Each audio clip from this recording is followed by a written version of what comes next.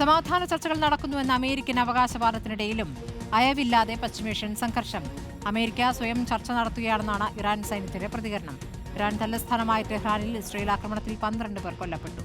Bushehr ആണവ നിലയത്തിന് നേർക്കും ആക്രമണമുണ്ടായി. Gulf രാജ്യങ്ങളിൽ Iran പ്രകോപനം തുടരുകയാണ്. 4ാം ആഴ്ചയിലേക്ക് കടന്ന യുദ്ധം അവസാനിപ്പിക്കാൻ സമാധാന ചർച്ചകൾ നടക്കുമോയെന്ന ആകാംക്ഷയിലാണ് ലോകരാജ്യങ്ങൾ. ഹോർമുസ് കടലിടുക്ക് തുറക്കുന്നതുൾപ്പെടെ 15 ഉപാധികളാണ് അമേരിക്ക ഇറാന് മുന്നിൽ വെച്ചത്. തുർക്കിയുടെയും ഈജിപ്തിന്റെയും മധ്യസ്ഥതയിൽ ഇസ്ലാമാബാദിൽ സമാധാന ചർച്ച നടക്കുമെന്നും റിപ്പോർട്ടുകളുണ്ട്.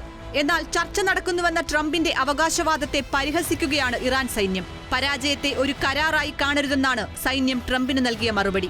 ശത്രു രാജ്യങ്ങളുടേതല്ലാത്ത കപ്പലുകൾക്ക് ഹോർമുസ് വഴി കടന്നുപോകാമെന്ന് ഇറാൻ ഐക്യരാഷ്ട്രസഭയെ അറിയിച്ചിട്ടുണ്ട്. അതേസമയം ആക്രമണത്തിന് ഒട്ടും അയവുണ്ടായിട്ടില്ല. ബുഷൈർ ആണവ നിലയത്തിന് നേരെയുൾപ്പെടെ ഇസ്രയേൽ ആക്രമണം നടത്തി. തെക്കൻ ടെഹ്റാനിൽ 12 പേർ കൊല്ലപ്പെട്ടു. ടെൽ അവീവിൽ ഉൾപ്പെടെ ഇറാനും പ്രത്യാക്രമണം നടത്തി. ഗൾഫ് രാജ്യങ്ങളെയും ആക്രമിച്ചു. കുവൈറ്റ് വിമാനത്താവളത്തിലുണ്ടായ ആക്രമണത്തിൽ ഇന്ധന ടാങ്കിന് തീപിടിച്ചു.